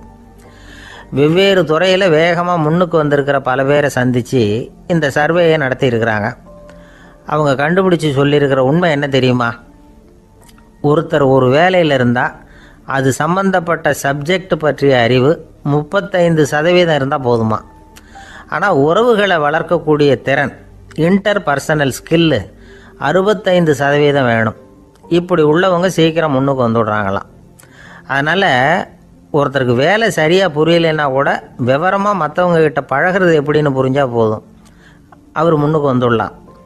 அலுவலகங்களில் மட்டும் இல்லை, எல்லா இடங்கள்லையும் இது ரொம்ப முக்கியம். வீட்டுக்குள்ளேயும் இது ரொம்ப முக்கியம், வீட்டுக்கு வெளியேயும் இது முக்கியம். அடுத்தவங்க கிட்ட பழகிறது எப்படிங்கிறத தெரிஞ்சிக்காதவன் வாழ்க்கையில் முன்னேற முடியாது. இன்றைக்கி ஆயுதங்களால் காயப்படுத்தி கொள்ளுகிறவர்களை விட வார்த்தைகளால் காயப்படுத்தி கொள்ளுகிறவர்கள் தான் அதிகம். பெரியவங்க என்ன சொல்கிறாங்க தெரியுமா? நீங்கள் இந்த பூமியில் பிறந்ததன் அர்த்தம் பூர்த்தி ஆகணும்னா அடுத்தவங்களுக்கு உதவி பண்ணுங்க. அடுத்தவங்களுக்கு உதவி செய்ய முடியாவிட்டால் கூட பரவாயில்லை, ஆனால் யாரையும் புண்படுத்தி விடாதீங்க அப்படின்னு சொல்கிறாங்க. எனக்கு தெரிஞ்ச ஒருத்தர் ஒரு அலுவலகத்தில் வேலை பார்க்குறார். அவர் சொல்லுவார், எனக்கு இந்த இன்டர்பர்சனல் ஸ்கில் ரொம்ப அதிகம் சார். சக ஊழியர்கள்கிட்ட ரொம்ப சுமூகமாக நடந்துக்குவேன். என் கூட வேலை பார்க்குற ஒருத்தருக்கு ஏதாவது ஒரு கஷ்டம்னா அந்த சமயத்தில் அவர் செய்ய வேண்டிய வேலையை நான் செஞ்சிருவேன் சார் அப்படிம்பார். நான் அவர்கிட்ட சமீபத்தில் அப்படி ஏதாவது செஞ்சுருக்கீங்களா அப்படின்னு கேட்டேன். செஞ்சுருக்கேன் சார். போன வாரம் புதன்கிழமை ஆஃபீஸில் என் பக்கத்து சீட்டுக்காரருக்கு வயிற்று வலி. உடனே நான் மெடிக்கல் லீவ் போட்டுவிட்டு எங்கள் வீட்டுக்கு போயிட்டேன் சார் அப்படின்னார். ஒரு சீன தேசத்து அரசர் இருந்தார். அவருக்கு வயசாயிட்டுது. அவருக்கு அடுத்தபடியாக அவருடைய புள்ள பட்டத்துக்கு வரணும், ஆட்சி பொறுப்பை ஏற்றுக்கணும். ஒரு நல்ல தலைவனுக்கு இருக்க வேண்டிய பண்புகள்லாம் தன்னுடைய மகனுக்கு இருக்கணும்னு விரும்பினார் அந்த அரசர். அதனால் இளவரசனை பக்கத்தில் இருந்த ஒரு குரு கிட்ட அனுப்புனார். இளவரசன் அவர்கிட்ட போய் சேர்ந்தான். அந்த குரு என்ன பண்ணார் தெரியுமா? இவனை பார்த்து சொன்னார், இதை பாருப்பா, நீ என்ன பண்ணுற, இப்போவே பக்கத்தில் இருக்கிற காட்டுக்கு போ, நடு காட்டில் போய் ஒரு இடத்துல உட்காந்துக்கோ. அங்கே என்னென்ன சத்தம்லாம் உன் காதில் விழுதுன்னு கவனித்து கேளு. உன் காதில் விழுந்த ஓசைகள் என்னென்னங்கிறத என்கிட்ட வந்து சொல்லு, அதுதான் எனக்கு தெரியணும், உனக்கு வேலையும் அதுதான் அப்படின்னு சொல்லி அனுப்பி வச்சுட்டார். இளவரசன் காட்டுக்கு போனான். குரு சொன்னபடியே ஒரு இடத்துல உட்காந்து கவனித்து கேட்டான். அதுக்கப்புறம் குருக்கிட்ட திரும்பி வந்தான். என்னென்ன சத்தம்லாம் கேட்ட அப்படின்னு கேட்டார் குரு. குருவே, காட்டில் நான் பறவைகள் சத்தம்லாம் கேட்டேன், மிருகங்களின் ஓசையையும் கேட்டேன், இதை தவிர இடி மின்னல் மழை இதுகளோட சத்தத்தையும் கேட்டேன் அப்படின்னா. குரு யோசனை பண்ணார், நீ இன்னமும் சரியாக கேட்கல, அதனால் மறுபடியும் காட்டுக்கு போ, கொஞ்ச நாள் தங்கியிருந்து கேட்டுட்டு வா அப்படின்னார். இளவரசனுக்கு ஒன்றும் புரியல. இருந்தாலும் குருவின் கட்டளையாச்சே, மறுக்க முடியுமா? உடனே அவன் மறுபடியும் காட்டுக்கு போனான். ஒரு இடத்துல உட்காந்தான். கொஞ்ச நேரம் உன்னிப்பாக கவனித்து கேட்டான். சில நாள் கழித்து குருக்கிட்ட திரும்பி வந்தான். குருவே, இந்த தடவை சில துல்லியமான சத்தங்களை எல்லாம் கேட்டான். தேனீ பறக்கிற சத்தம், நீரோடையின் மெல்லிய ஓசை, இதெல்லாம் கேட்டேன்னா. குரு சிரித்தார். நீ மறுபடியும் காட்டுக்கு போ, இன்னும் சில நாள் அங்கே இரு, முழுமையாக கவனமாக கேட்டுட்டு வா அப்படின்னு சொல்லி அனுப்பி வச்சுட்டார். இளவரசனுக்கு குழப்பம் அதிகமாயிட்டுது. ஒன்றுமே புரியல. மறுபடியும் காட்டுக்கு போனான். மௌனமாக ஒரு இடத்துல உட்காந்துட்டான். அப்படியே தியானத்தில் ஆழ்ந்துட்டான். சில நாளில் அவனுக்கு இதுவரை கேட்காத ஓசைகள்லாம் கேட்க ஆரம்பிச்சிட்டுது. இதைத்தான் நான் கேட்கணும்னு என்னுடைய குரு எதிர்பார்த்துருக்கிறாருங்கிறத புரிஞ்சுக்கிட்டான். உடனே குருக்கிட்ட ஓடனான். குருவே, இந்த தடவை காதுகளுக்கு கேட்க முடியாத சில ஓசைகளை கூட என்னால் உணர முடிஞ்சுது. பூ மலருகிற ஓசை, சூரியனால் பூமி சூடாகிறப்போ எழுகிற ஓசை, காலை பனித்துளி இந்த புல்லுலாம் குடிக்கிற ஓசை, இது எல்லாம் என்னால் நல்லா கேட்க முடிஞ்சுது அப்படின்னா. குருவுக்கு இப்போ தான் திருப்தி ஏற்பட்டு தான். இளவரசனை பார்த்து சொன்னார், இதை பாருப்பா, இப்போ தான் நாட்டை ஆளுகிற தகுதி உனக்கு வந்திருக்குது அப்படின்னு சொல்லி அதுக்கு விளக்கமும் கொடுத்தாராம். எந்த அரசன் தன்னுடைய மக்களின் இதயம் பேசுகிற மௌன மொழியை, மௌன வார்த்தைகளை கேட்குறானோ அவன்தான் ஆள தகுதி உள்ளவன். எந்த அரசன் தன்னுடைய மக்களின் உணர்ச்சிகளை உண்மையாக உணர்றானோ அவன்தான் முதன்மையான அரசன். போலி வார்த்தைகளை மட்டும் கேட்டுட்டு பல மௌன ராகங்களை காதில் வாங்கிக்காதவன் அரசனே இல்லை. எந்த நாட்டில் எப்போ ஒரு அரசன் தன்னுடைய மக்களின் உணர்ச்சிகளை கேட்க மறுக்கிறானோ அன்னையிலேருந்தே அந்த நாடு அழிய தொடங்குது அப்படின்னு அர்த்தம். இதுதான் அந்த குரு இளவரசனுக்கு போதிச்சது. வாயால் பேசுகிறத மட்டும் கேட்டு ஏமாறக்கூடாது, உணர்ச்சிகளையும் கேட்கறதுல தான் மனப்பக்குவம் உண்டாகும். மக்கள் உணர்ச்சிகளை புரிந்து கொள்ளாத அரசர்கள் நீடிச்சிருக்க முடியாது. அது மாதிரி நாடுகளில் அடிக்கடி குழப்பம் தான் உண்டாகும். அப்படி இருந்தால் அடிக்கடி ஆட்சி மாறிக்கிட்டு இருக்கும். அப்படிப்பட்ட ஒரு தேசம், அங்கே ஒரு சிறைச்சாலையில் 3 கைதிகள் பேசிக்கிட்டு இருந்தாங்க. ஒருத்தன் சொன்னான், நான் இந்த நாட்டு ராஜாவை எதிர்த்து பேசிக்கிட்டு இருந்தேன், அதனால் என்னை பிடிச்சி கொண்டாந்து இங்கே போட்டுட்டாங்க அப்படின்னா ஒருத்தன். இன்னொருத்தன் சொன்னான், நான் இந்த நாட்டு ராஜாவை ஆதரித்து பேசிக்கிட்டு இருந்தேன், அதனால் என்னை பிடிச்சி கொண்டாந்து இங்கே தள்ளிவிட்டாங்க அப்படின்னா. அது சரி, நீ என்ன தப்பு பண்ண அப்படின்னு சொல்லி 3வது ஆளை பார்த்து இவங்க கேட்டாங்க. அதுக்கு அந்த ஆள் சொல்கிறான், நான் தான் இந்த நாட்டு ராஜா அப்படின்னானா. ஒரு நண்பர், அவர்கிட்ட பேசிக்கிட்டு இருந்தேன். மனித உறவுகள் பற்றி அவர் சொல்லிகிட்டு இருந்தார். அமெரிக்காவில் தந்தை மகன் உறவு எப்படி இருக்குது அப்படிங்கிறத விளக்கிறதுக்கு அவர் ஒரு கதையை சொன்னார். ஒரு அப்பா பகல் பூராவும் அலுவலகத்தில் வேலை, ஓடி ஆடி உழைச்சிக்கிட்டு களைச்சி போய் ராத்திரி 10 மணிக்கு மேலே வீடு திரும்பினான். வீட்டு வாசலில் அவரோட மகன் காத்துக்கிட்டு இருக்கிறான். இன்னமும் தூங்கலை. அப்பா வாசல்லையே தடுத்து நிறுத்தி, அப்பா உனக்கு சம்பளம் எவ்வளவு அப்படின்னு கேட்குறான். ஏற்கனவே ஆஃபீஸ் பிரச்சனைகளால் அழுத்து போய் திரும்புகிற அப்பாவுக்கு கோவம் வந்துடுது. என்னடா இப்படிலாம் கேளுன்னு உங்கள் அம்மா உனக்கு சொல்லி கொடுத்தாளா அப்படின்னு சொல்லிவிட்டு உள்ளே போய் சட்டையை கட்டி மாட்டி விட்டு குளிச்சு விட்டு மறுபடியும் வெளியில் வந்து உடையை மாற்றுகிற சமயம் அப்போ மறுபடியும் மகன் உள்ளே வந்து நிற்கிறான் அவர் முன்னாடியே. அப்பா உனக்கு எவ்வளவு சம்பளங்கிறான் மறுபடியும். அப்பாவுக்கு எரிச்சல் அதிகமாகிட்டுது. மணிக்கு $20 போதுமா அப்படின்னார். அப்படின்னா எனக்கு ஒரு $10 தர முடியுமான்னா மகன். இதுக்கு தான் என் சம்பளம் எவ்வளவுன்னு கேட்டியா? 2ஆம் வகுப்பு படிக்கிற உனக்கு எதுக்குடா $10 அப்படின்னு கத்திவிட்டு தொலைக்காட்சி பெட்டியின் முன்னாடி போய் உட்காந்துக்கிட்டு ஏதோ நிகழ்ச்சியை பார்க்க ஆரம்பிச்சிட்டார். கொஞ்ச நேரம் கழித்து மறுபடியும் மகன் வந்து நிற்கிறான். அப்பா ப்ளீஸ் எனக்கு ஒரு $10 கொடுக்க முடியுமா? மகனுடைய கண்களில் கண்ணீர். என்னடா அவன் கண்ணீரை காட்டி காரியம் சாதிக்கலாம்னு பார்க்குறியா? ஒரு காசு கூட கொடுக்க மாட்டான் போ அப்படின்னு விரட்டி விட்டான். மகன் கண்ணீரை தொடச்சிக்கிட்டே கண்ணை தொடச்சிக்கிட்டு பேசாமல் போய் படுத்துக்கிட்டானான். கொஞ்ச நேரம் ஆச்சு. அப்பாவோட கோபம் கொஞ்சம் கொஞ்சமாக குறைஞ்சிது. பிள்ளைகிட்ட கோபமாக கத்துனது தப்பு தாங்கிறது புரிஞ்சுது அவனுக்கு. எழுந்திரிச்சு போனான், படுக்கை இறக்கி போனான். மகனை பார்த்தான். அவன் தலையணையை கட்டி பிடிச்சிக்கிட்டு அழுதுகிட்டு இருக்கிறான். அவனை மெல்ல நெருங்கி அவங்ககிட்ட எதமாக பேசுகிறதுக்கு ஆரம்பித்தானான். எதுக்குடா உனக்கு $10 பள்ளிக்கூடத்தில் கேட்டாங்களா அப்படின்னு கேட்டானான். மகன் சொல்லியிருக்கான், இல்லை டாடி, உனக்கு 1 மணி நேரம் சம்பளம் $20ன்னு சொன்னேன். நீ ஏற்கனவே எனக்கு கொடுத்த பாக்கெட் மணி $10 என்கிட்ட இருக்குது. இப்போ நீ இன்னொரு $10 கொடுத்தீங்கன்னா அதையும் சேர்த்து $20 ஆகிடும். அந்த $20 நான் உனக்கு கொடுத்துருவேன். அப்படி கொடுத்தா நீ என் கூட 1 மணி நேரம் செலவழிப்ப இல்லையா? அதுக்காக தான் $10 கேட்டேன் அப்படின்னு சொன்னானோ. அந்த அப்பா கண்ணு கலங்கி போச்சான். ஆதரவோடு தன்னுடைய மகனை கட்டி பிடிச்சி அழ ஆரம்பிச்சிட்டாராம். இதுதான் நண்பர் சொன்ன கதை. அமெரிக்கா மட்டும் இல்லை, உலகம் பூராவும் இன்றைக்கி மனித உறவுகள் இப்படி தான் மாறிட்டு இருக்கு. பெரியவர்கள் அறிவுரை என்ன தெரியுமா? உங்கள் குழந்தைகளிடமிருந்து குழந்தை பருவத்தை பிரித்து விடாதீர்கள் அப்படிங்கிறது தான். அதாவது இன்றைய குழந்தைகள் தங்கள் பிருந்தாவனத்தை இழந்து விடுகிறார்கள் அப்படிங்கிறது அவங்களுடைய கருத்து. இந்த நிலைக்கு நாம் காரணமாக இருந்துடக்கூடாது. குழந்தைகளோட விளையாடுவோம், குடும்பத்தோடு உறவாடுவோம் அப்படிங்கிறது தான் நம்முடைய நோக்கமாக இருக்கணும். இன்றைய உறவு முறைக்கு இன்னொரு உதாரணம் சொல்லுவாங்க. ஒருத்தர் வந்தாராம். அவர் பக்கத்தில் ஒரு சின்ன பையன். நாம் அவரை விசாரிக்கிறோம், யார் இந்த பையன் அப்படின்னா அவர் சொல்கிறார், இவன் எனக்கு தூரத்து உறவு அப்படின்னாராம். இந்த தூரத்து உறவுன்னா எப்படின்னு இருக்கான். இதுக்கு அவன் சொல்லியிருக்கிறான், இவன் எங்கள் அப்பாவுக்கு 8வது புள்ள அப்படின்னானான். கணவன் மனைவி அன்பாக இருக்கணும், ஒருத்தர் நல்லா புரிஞ்சுக்கணும், விட்டு கொடுக்குற மனப்பான்மை வேணும். அதுதான் ஒரு நல்ல குடும்பம். இன்றைக்கி பல குடும்பங்களில் அர்த்தமில்லாத சண்டைகள் தான் அதிகம். கிராமப்புறங்களில் வேடிக்கையாக ஒரு கதை சொல்லுவாங்க. ஒரு ஊரில் ஒரு ஆள் இருந்தான். வேலை வெட்டி இல்லாமல் சும்மாவே இருந்தான். அவனுக்கு கல்யாணம் பண்ணி வச்சாங்களாம். மனைவி வந்து சேர்ந்தா. சும்மாவே உட்காந்துருக்கிறியே, ஏதாவது சம்பாதிக்கிற வழியை பாரு அப்படின்ட்டு இருக்கா. அதுக்கு தான் யோசனை பண்ணிகிட்டு இருக்கிறேன், ஒரு அருமையான ஐடியா அப்படின்னு நானா. என்ன அது சொல்லு அப்படின்ட்டுருக்கா. அவன் ஒரு ஆட்டுக்குட்டி வாங்க போகிறேன்னு இருக்கான்.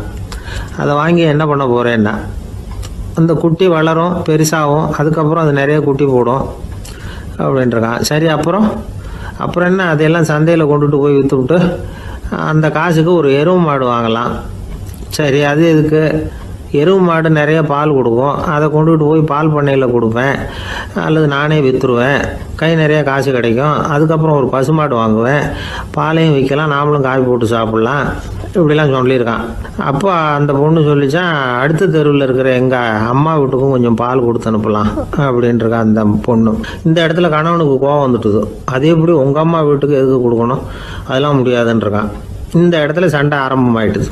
கொஞ்ச நேரத்தில் 2 பேரும் சத்தம் போட ஆரம்பிச்சிட்டாங்க. கடுமையான சண்டை நடக்கிறத பக்கத்து வீட்டுக்காரன் காதில் வாங்கினான். அவன் ஓடியாந்தான். அவனுக்கு தெரியும், வாங்காத மாட்டுக்காக இப்படி சண்டை போட்டுக்கிட்டு இருக்கிறாங்கங்கிறது அவனுக்கு புரியும். அவன் ஓடி வந்து சொன்னான், ஏண்டா உன்னோட பசுமாட்டை ஒழுங்காக கட்டி போடக்கூடாதான்னு இருக்கான். என்னடா சொல்கிறேன்னா, இவன் உன் மாடு என் தோட்டத்தில் வந்து மேய்ஞ்சுட்டுது, பயிரெலாம் நாசமாயிட்டுது, 10,000 ரூபா அளவுக்கு சேதம், அதை வாங்கிட்டு போகிறதுக்கு தான் வந்தேன், குடுறா 10,000 நானா. இவன் அரண்டு போயிட்டான். அப்புறம் சொன்னா, டேய் நான் இன்னும் மாடே வாங்கலையே, அதுக்குள்ள அது வந்து எப்படிடா உன் தோட்டத்தில் மேயும், என்னடா உளர்றேன் இருக்கான். நீ தாண்டா இப்போ உளறிக்கிட்டு இருக்க, மாடே வாங்கலை, அதுக்குள்ள எப்படிடா வந்து உன்னுடைய மனைவி அவங்க அம்மா வீட்டுக்கு பால் கொடுத்து அனுப்ப முடியும் அப்படின்னு அவன் கேட்டானா. நம்ம ஆளுக்கு இப்போதான் புத்தி வந்துதான், அர்த்தமே இல்லாத சண்டை போட்டுக்கிட்டு இருக்கிறோம் அப்படிங்கிறத அவன் புரிஞ்சுக்கிட்டானான். இது நம்ம முன்னோர்கள் சொல்லியிருக்கிற ஒரு கதை. சண்டையில தான் அர்த்தம் இல்லையே தவிர கதையில் அர்த்தம் உண்டு. அதாவது இல்லாத விஷயங்களுக்காக சண்டை போட்டுக்கிட்டு இல்லறத்தை வீணாக்கிக்கிட்டு இருக்கிற மனிதர்கள் இன்றைக்கு நிறைய பேர் இருக்கிறாங்க. ஒருத்தன் தன்னுடைய மனைவியை பற்றி மாமனார்கிட்ட புகார் சொன்னானா, மாமா உங்க பொண்ணு அர்த்தமில்லாத சண்டை போடுறா, எதுக்கு எடுத்தாலும் எடுத்தெறிஞ்சு பேசுறா அப்படின்னு இருக்கான். நீ எப்படி மாப்பிள்ளை அதை சமாளிக்கிற அப்படின்னு கேட்டிருக்காரு அவரு. அவ எடுத்தெறியறது என் மேலே படாமல் ஒதுங்கி நின்றுக்கிறேன் அப்படின்னு நானா. இவன் ஒரு பெரியவர்கிட்ட பேசிக்கிட்டு இருந்தேன். அவரு என்கிட்ட ஒரு கேள்வி கேட்டார். திருடர்கள் எத்தனை வகை தெரியுமா உனக்கு அப்படின்னார். இதுதான் அவர் கேட்ட கேள்வி. எதுக்காக என்ன பார்த்து அந்த கேள்வி கேட்டாரு தெரியல. இருந்தாலும் நான் வந்து அவருக்கு பதில் சொன்னேன். திருடர்களில் வந்து எத்தனையோ வகை உண்டுங்க. கார் திருடன், சைக்கிள் திருடன், முகமூடி திருடன், எப்படி சொல்லிகிட்டே போகலாம். இருந்தாலும் என்னுடைய சிற்றறிவுக்கு எட்டின வரையில் திருடர்களை வந்து 2 வகையாக பிரிக்கலாம் அப்படின்னு நினைக்கிறேன். ஒன்று ராத்திரியில் திருடுற திருடன், இன்னொருத்தன் பகலில் திருடுற திருடன். அதாவது பகல் திருடன், ராத்திரி திருடன் அப்படின்னு பெரியவர் சிரிச்சார். என்ன சிரிக்கிறீங்களே, என்ன கள்வர்கள் 4 வகை அப்படின்னு ஆரம்பித்தார். எப்படின்னு கேட்டேன். சாப்பாட்டுக்கு இல்லாமல் திருடுறாங்க பாருங்க, அது ஒரு வகையான். சாப்பாட்டுக்கு இருந்தும் திருடுறாங்க பாருங்க, அது ஒரு வகையான். இதை தவிர இன்னும் ஒரு 2 வகை திருட்டு உண்டு. அது என்னன்னா, ஆண்டவன் கிட்ட இருந்து நாம திருடுற திருட்டு, இன்னொன்று என்னன்னா நம்ம கிட்ட இருந்து ஆண்டவன் திருடுற திருட்டு அப்படின்னார். எனக்கு ஒன்றும் புரியல. என்ன சார் இது, ஆண்டவனையே வந்து திருடன்னு சொல்றீங்களே அப்படின்னு ஆச்சரியமா. ஆமாங்க, ஆண்டவனை வந்து கள்வன்னு சொல்றது இல்லையா. காஞ்சிபுரத்துக்கு பக்கத்தில் திருக்கார்வனம் அப்படின்னு ஒரு ஊர் இருக்கு. அங்கே உள்ள பெருமாளுக்கு வந்து கள்வர்னு தான் பேர். அது மட்டும் இல்லை, திருமங்கை ஆழ்வார் தம்முடைய திரு நெடுந்தாண்டகத்தில் கார்வனத்துள்ளாய் கல்வா அப்படின்னு தான் அழைக்கிறார் அப்படின்னு நிறைய உதாரணம்லாம் சொல்ல ஆரம்பித்தார். அதுக்கப்புறம் அவர்கிட்ட பேசி நான் புரிஞ்சுக்கிட்ட விவரங்களை தான் இப்போ உங்ககிட்ட சொல்ல போகிறது.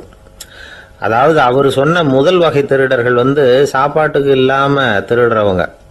இவங்களை வந்து திருத்தி போடலாம். சாப்பாட்டுக்கு இருந்தும் பணம் சேர்க்கணுங்கிற ஆசையால் பொய் கணக்கெல்லாம் எழுதுறாங்க பாருங்க, அவங்க தான் 2வது வகை.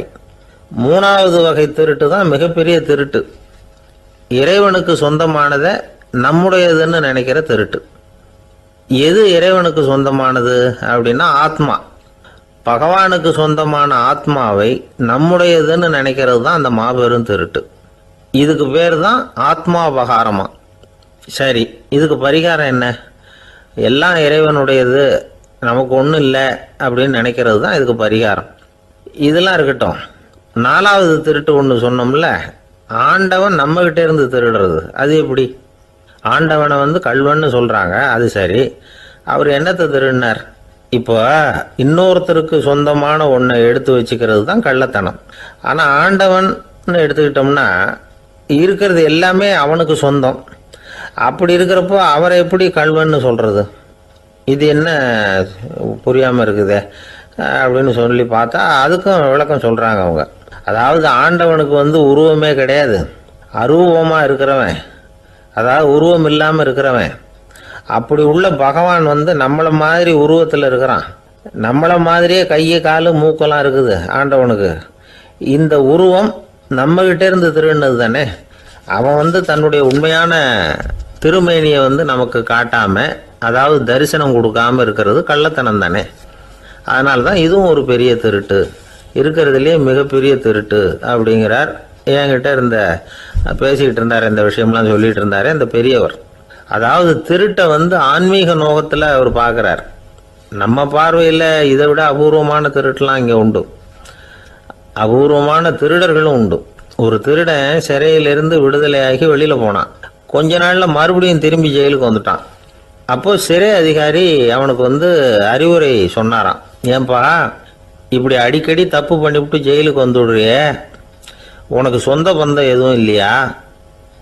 உனக்கு அப்பா, அண்ணன், தம்பிகள் அவங்க கூட எல்லாம் சேர்ந்து வாழணுங்கிற ஆசை இல்லையா அப்படின்னு கேட்டிருக்கார். அவங்களோட சேர்ந்து வாழணுங்கிற ஆசை எனக்கு நிறைய உண்டுங்க சார் அப்படின்னு அவன். அப்புறம் எதுக்கு இப்படி ஜெயிலுக்கு வந்துடுற அப்படின்னாரான் அவர். அவங்க எல்லாருமே இங்கே தானே சார் இருக்காங்க அப்படின்னு அவன். ஒரு ஊரில் ஒரு துறவி இருந்தார், புத்த சமய துறவி. அந்த ஊர் மன்னன் அவரை பற்றி கேள்விப்பட்டிருக்கான். ஒரு நாள் புறப்பட்டு போனான், துறவியின் பாதங்களை தொட்டு வணங்கினான். அதுக்கப்புறம் சொன்னான், ஐயா, நான் உங்களை அரண்மனைக்கு அழைச்சிட்டு போகிறதுக்காக வந்திருக்கிறேன். இனிமே நீங்கள் இங்கே எதுக்கு இருக்கணும் அப்படின்னு அவன் மனசுக்குள்ளே என்ன நினைப்புன்னா, இவர் எங்கே வர போகிறாரு, நான் ரொம்ப எளிமையானவன், எனக்கு எதுக்கு அரண்மனை வாசம்னு சொல்லிவிடுவார் அப்படின்னு நினச்சிருக்கான். ஆனால் அந்த துறவி என்ன பண்ணார் தெரியுமா? அப்படியா, சரி போகலாம், வா, போய் உன் ரதத்தை கொண்டுட்டு வா, அரண்மனைக்கு போகும்பொழுது அதுக்கு தகுந்த மாதிரி ஆடம்பரமாக போகணும் அப்படின்னு விட்டாரான். துறவி இப்படி சொன்னதும் அந்த மன்னனுக்கு மனசுக்குள்ளே சந்தேகம் வந்துட்டுது. இவர் உண்மையிலேயே துறவி தானா, ஏமாத்து பேர் வழி மாதிரி தெரியுதே அப்படின்னு நினச்சிருக்கான். இருந்தாலும் இனிமேல் என்ன பண்ணுறது, சொல்லியாச்சு. ரதத்தை கொண்டுகிட்டு வந்தான். துறவி ஏறி உக்காந்தார். பக்கத்தில் ராஜா. அவர் ரொம்ப உற்சாகமாக வரார். இவன் ரொம்ப சோர்ந்து போய் வரான். துறவி மரத்தடியிலேயே வாழ்ந்து பழக்கப்பட்டவர், அரண்மனையில் எளிமையாக ஒரு இடத்துல உட்காந்துக்குவார் அப்படின்னு நினச்சான். ஆனால் அப்படி இல்லை. அரண்மனைக்கு வந்த உடனே அந்த துறவி அதை கொண்டுட்டு வா, இதை கொண்டுட்டு வான்னு சொல்லி உத்தரவு போட ஆரம்பிச்சுட்டார். அரண்மனையில் இருந்தால் அரசனை மாதிரி இருக்கணும் அப்படிங்கிறார். ராத்திரி பூரா சௌகரியமாக தூங்கினார். பகலில் அரண்மனை தோட்டத்தில் உலாவ வேண்டியது, நீச்சல் குளத்தில் குளிக்க வேண்டியது, இப்படியே பொழுது போக்கிட்டு இருக்கிறார். அந்த அரண்மனையில் துறவி மகிழ்ச்சியாக இருக்கிறார். மன்னனால் அப்படி இருக்க முடியல. அவருக்கு எந்த கவலையும் இல்லை, இவனுக்கு அரசாங்க கவலைகள். துறவி அப்படி இருக்கிறத இவனால் தாங்கிக்க முடியல. ஒரு நாள் அவர்கிட்டே போய், நான் உங்ககிட்ட கொஞ்சம் பேசணும்னு துறவி பார்த்தார். நான் இந்த அரண்மனைக்கு வரும்பொழுதே நீ என்னமோ என்கிட்ட கேட்கணும்னு நினைச்ச, ஏன் காலதாமதம், நீ அனாவசியமாக உன்னையே தொந்தரவு பண்ணிட்டு இருக்கிற, நீ கவலையாக இருக்கேங்கிறது எனக்கு புரியுது. நான் மரத்தடியில் இருந்தப்போ கூட என்னை அடிக்கடி சந்திச்சுக்கிட்டு இருப்பேன், ஏதாவது விளக்கம் கேட்கறது உண்டு. இங்கே வந்த பிறகு என்னை சந்திக்கிறது கூட அபூர்வமாக போயிட்டுது. நீ இப்போ என்ன கேட்க போறேங்கிறது எனக்கு தெரியும், இருந்தாலும் கேளு அப்படின்னாராம். வேற ஒன்றும் இல்லைங்க, இப்போ உங்களுக்கும் எனக்கு என்ன வித்தியாசம், 2 பேரும் அரண்மனையில் தான் இருக்கிறோம். நீங்கள் மகிழ்ச்சியாக இருக்கிறீங்க, நான் அப்படி இருக்க முடியல. இவ்வளவுக்கும் நீங்கள் முன்னாடி இருந்தது மாதிரி இல்லை. தினமும் தங்க தேர் கேட்குறீங்க, உயர்தரமான ஆடைகள் அணிகிறீங்க, சுவையான சாப்பாடு. இப்படி இருக்கிறப்போ உங்களுக்கும் எனக்கு என்ன வித்தியாசம்? இதுதான் மன்னனுடைய கேள்வி. இதுக்கு பதில் சொல்கிறேன், என் கூட புறப்பட்டு வா, இந்த நகரத்துக்கு வெளியில் போவோம் அப்படின்னு சொல்லி அரசனை கூப்பிட்டுக்கிட்டு ஊர் எல்லைக்கு சேர்ந்தார் துறவி. அங்கே போய் சொன்னார், இதை பாருப்பா, இந்த இடத்த தான் தேடிக்கிட்டு இருந்தேன். இனிமே நான் திரும்பி வர போகிறதில்ல. நீ என்னோட வர்றியா, திரும்பி போறியா அப்படின்னார். நான் எப்படிங்க உங்கள் கூட வர முடியும்? என்னுடைய நாடு, என்னுடைய சொத்துக்கள், மனைவி, மக்கள் எல்லாத்தையும் விட்டுட்டு எப்படிங்க வர்றதுன்னா. இப்போ அந்த துறவி சொன்னார், இப்போ வித்தியாசத்தை தெரிஞ்சுக்கிட்டியா? நான் அரண்மனையில் இருந்தேன், எல்லா வித பொருள்களும் உடையவனாக இருந்தேன், ஆனால் எதையும் சொந்தம் கொண்டாடுறவனா இருக்கல. ஆனால் நீ அப்படி இல்லை, எல்லாத்தையும் சொந்தம் கொண்டாடிக்கிட்டு இருக்கிற. இதுதான் நமக்குள்ள வித்தியாசம் அப்படின்னு சொன்னார். அரண்மனை ஆடைகளை அப்படியே களைஞ்சார், அரசங்கிட்ட கொடுத்தார். உன்னுடைய ஆடைகளை நீயே வச்சுக்கோன்னார். அவர் பாட்டுக்கு நடந்து போனார், திரும்பியே பார்க்கல. அரசனுக்கு அப்பதான் தன்னுடைய அறியாமை விளங்குச்சான். இதிலிருந்து நாம புரிஞ்சுக்க வேண்டியது என்னன்னா, இந்த உலகத்துல எத்தனையோ பொருள்கள், அதையெல்லாம் முறையா பயன்படுத்தினா மகிழ்ச்சி. அதை விட்டுட்டு அதுக்கெல்லாம் சொந்தம் கொண்டாட ஆரம்பிச்சா கவலை. நம்ம ஆட்கள் சொந்தம் கொண்டாடுற விதமே தனி. ஒரு ஆளு இன்னொருத்தங்கிட்ட ஒரு கொடை கடன் வாங்கியிருந்தான், திருப்பி கொடுக்கல. கொடையை கொடுத்தவன் கேட்டான், என்கிட்ட கடன் வாங்கினிய கொடை, அதை கொஞ்சம் திருப்பி தர்றியான்னா. அது உனக்கு இப்போ அவசரமா தேவைப்படுதா அப்படின்னு கேட்டான் இவன். எனக்கு தேவைப்படல, அந்த கொடையை நான் யாருக்கிட்ட வாங்கியிருந்தேனோ அவனுக்கு இப்போ அது அவசரமா தேவைப்படுது அப்படின்னு அந்த ஆள். ஒரு ஊர்ல ஒரு புகழ்பெற்ற பத்திரிகையாளர் இருந்தார். அவர் ஒரு நாள் திடீர்னு இறந்து போயிட்டார். அதுக்கப்புறம் நேராக சொர்க்கத்துக்கு போனார். சொர்க்கத்தின் வாசல்ல நின்றுகிட்டு இருந்த ஒருத்தர் அவரை தடுத்தார். இதை பாரு, ஏற்கனவே இங்கே 12 பத்திரிகையாளர்கள் இருக்கிறாங்க, அவங்களுக்கு இங்கே வேலை இல்லை. அதுக்கு என்ன காரணம்னா, சொர்க்கத்தில் திடுக்கிடும் செய்திகள்லாம் ஒன்றும் கிடையாது, அப்படி என்ன இருக்க போகுது இங்கே. இங்கே எல்லாம் அது ஒழுங்காக நடந்துகிட்டு இருக்கோம். எல்லாம் ஒழுங்காக நடந்தால் பத்திரிகைகளுக்கு சுவாரஸ்யமான கொலை கொள்ளை தீ வைப்பு இது மாதிரி எதுவும் இங்கே இல்லை. ஏற்கனவே இங்கே இருக்கிறவங்க எல்லாரும் மரத்தடியில் உட்காந்துக்கிட்டு தியானம் பண்ணிகிட்டு இருக்கிறாங்க. அந்த ஒரே செய்தி தான் தினமும் இங்கே வந்துக்கிட்டு இருக்குது. அதை படிக்கிறதுக்கே இங்கே ஆள் கிடையாது. அதனால் நான் என்ன சொல்கிறேன்னா, நீ பேசாமல் நரகத்துக்கே போயிடு. அங்கே எவ்வளவோ நிகழ்ச்சிகள் நடந்துக்கிட்டு இருக்கு. அங்கே தான் அதிகமான பத்திரிகையாளர்கள் தேவைப்படுறாங்க. அங்கே உனக்கு நிறைய வேலை இருக்கும். அதை செய்கிறதில்ல நீயும் மகிழ்ச்சியாக இருக்கலாம் அப்படின்னு சொன்னாராம். அங்கே அந்த சொர்க்கத்தின் வாசலில் நின்றுக்கிட்டு இருந்தவர். இந்த பத்திரிகையாளர் அங்கேயே நின்று கொஞ்சம் யோசனை பண்ணார். இவருக்கு சொர்க்கத்திலே இருக்கணும்னு தான் ஆசை. அதனால் மெதுவாக அவர்கிட்ட பேசினாராம். ஐயா, என்னை ஒரு 24 மணி நேரம் இங்கே உள்ளே இருக்கிறதுக்கு அனுமதி கொடுங்க. இங்கே இருக்கிற பல பத்திரிகையாளர்களை எனக்கு தெரியும். அவங்களில் சில பேரை சமாதானப்படுத்தி மெதுவாக பேசி நரகத்துக்கு அனுப்பி வச்சுட்றேன். நான் இங்கே இருந்துக்கிறேன். உங்கள் கணக்குப்படி 12 பேருக்கு மேலே இங்கே தாண்டாது, அப்படி பார்த்துக்கிறேன் அப்படின்னாராம். அவரும் யோசனை பண்ணி பார்த்துட்டு, சரி அப்படியே உனக்கு அனுமதி கொடுக்குறேன். ஆனால் ஒரு விஷயம், 24 மணி நேரம் தான் அனுமதி, அதுக்குள்ளே எல்லாம் நடக்கணும் அப்படின்ட்டுருக்கார். சரின்னு சொல்லிவிட்டு இந்த பத்திரிகையாளர் உள்ளே போனார். யோசனை பண்ணார். திட்டம் போட்டு ஒரு பொருளையை கிளப்பி விட்டார். சக பத்திரிகையாளர்கள் எல்லாம் கூப்பிட்டு சொன்னாராம், இந்த பாருங்க, நரகத்தில் ஒரு பெரிய தினசரி பேப்பரை கொண்டுகிட்டு வர்றதுக்காக திட்டம் போட்டுக்கிட்டு இருக்காங்க. அதுக்கு பல அதிகாரிகள் தேவைப்படுறாங்க. நிறைய சம்பளம் கிடைக்கும். யார் யாரெல்லாம் நரகத்துக்கு போக ஆசைப்படுறாங்களோ அவங்கெல்லாம் போகலாம் அப்படின்னு ஒரு பொருளையை கிளப்பி விட்டார். 24 மணி நேரம் கழித்து வாசல் பக்கம் போனார். அங்கே இருந்தவர்கிட்ட எத்தனை பேர் வெளியேறினாங்கன்னு விசாரிச்சாராம்.